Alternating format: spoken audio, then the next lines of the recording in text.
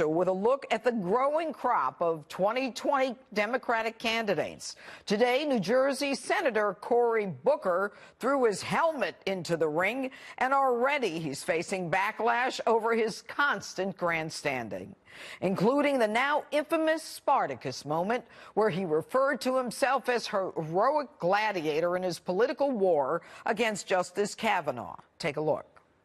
When I think of you now, I think of I am Spartacus. And that, I don't know if is the best reflection of you.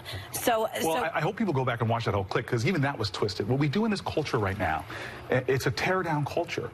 The truth doesn't even really matter. And I hope you'll go back and watch the Kavanaugh hearings. That was one of my prouder moments, sticking up for people. And when I was threatened to be thrown out of the Senate, I told the senator that did that, bring it. Another senator stood up and said, if you're going to throw Cory Booker out, throw me into the pit as well. And that senator, I looked at them and I said, wow, that's like an I am Spartacus moment. He stepped forward and said, anything that happens to Cory happens to me.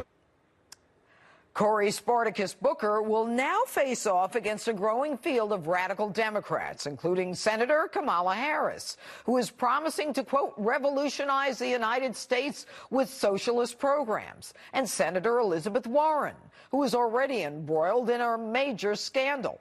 Just this week, Warren was forced to apologize to the Cherokee Nation for taking a DNA test to prove her Native American ancestry. Joining us now with more on the Democrats' very shaky start is former Obama economic advisor Austin Goolsbee and Florida Congressman Matt Gaetz. Good evening, gentlemen. Austin, I'm going to start with you. We've got a field of individuals who appear to be so far left, socialists, and some of them who have some real issues, like Cory Booker and this Spartacus moment where, and let me just tell the viewers what it was about. He said that he was going to release information that would jeopardize his status in the Senate, and the information was supposed to show that Kavanaugh supported racial profiling during the Bush administration, a position so awful that Booker just had to break the rules to expose it. In truth, it turned out to have nothing to do with racial profiling, and the most on point of them was Kavanaugh's analysis of post-9/11 security, in which he warned against racial profiling.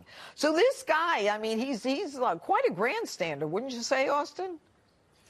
Well, all presidential campaigns, if they succeed, are marathon trials, and everybody who starts as a candidate is certainly got to get their sea legs. You saw all the leading candidates that came out had at least one significant bump at the beginning.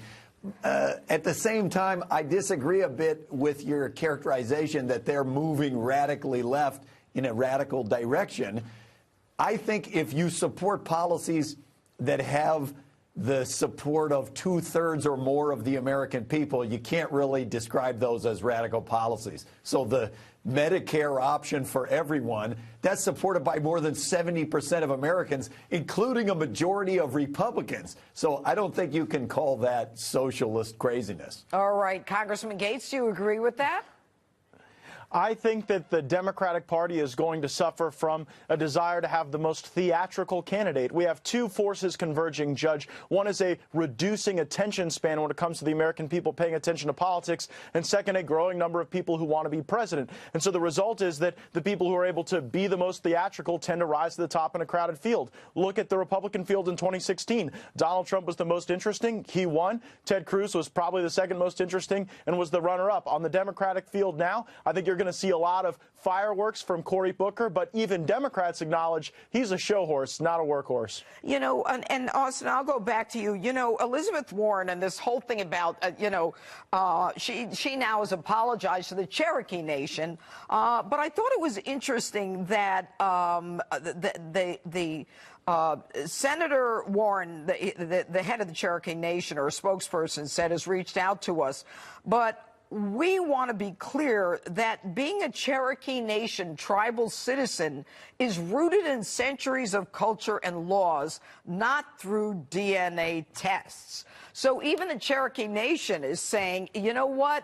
You can say you're 1/100th or 1/1/500th of a particular Indian nation or Native American nation, I should say. But the truth is, you're not. You don't have the culture. You're not a part of the laws. You don't know anything about us. She's in hot water. Yeah, with and them. she acknowledged that. I agree that was the bump that she hit this week. I mean, I think that what motivated her to do that were the kind of racially charged accusations that came from President Trump, and a bunch of Republicans said, oh, yeah, well, if you have any Native American in your blood, why don't you take a DNA test? And then she did. And then, of course, that's not how you determine who is in a tribe. It was just a bad situation for her. I think the congressman's insight, I think, is actually a kind of a deep insight that as you look at presidential primaries, a lot of the attention is attracted to the most theatrical candidate. So I wonder how that is going to play out. And for sure, if people cannot overcome these bumps in the road that happen at the beginning of campaigns and throughout campaigns, if they can't overcome them, they're going to drop out soon, because the campaign goes for years. You know, it's a long way till the election. All right, Congressman and there are going to be a Gates, lot of problems. Going with Austin's premise, who's out first? I think Kamala Harris had a very good rollout, and I think it's interesting that Cory Booker hasn't yet called on Northam to resign in Virginia, especially when you see that, I mean, look, the guy's admitted to either wearing blackface or wearing a KKK robe, and I think that, like, as these moments of moral outrage occur, you're going to see the entire Democratic field jumping over one another to take the most extreme position, and I think the next big test on that will be the filing of the Mueller report. They'll be clawing each other's eyes out on the left, Judge, to be the first presidential candidate to call for the impeachment of Donald Trump. And I think that your average Americans, the forgotten Americans who just want to see rising wages, safe streets, a good economy, I think they're going to come home to President Trump, particularly in the Rust Belt. And that's the strategy for a winning 2020 reelection. Yes, and especially with the jobs report today, which was pretty spectacular. Anyway, Austin, Congressman, thank you for both being with us today.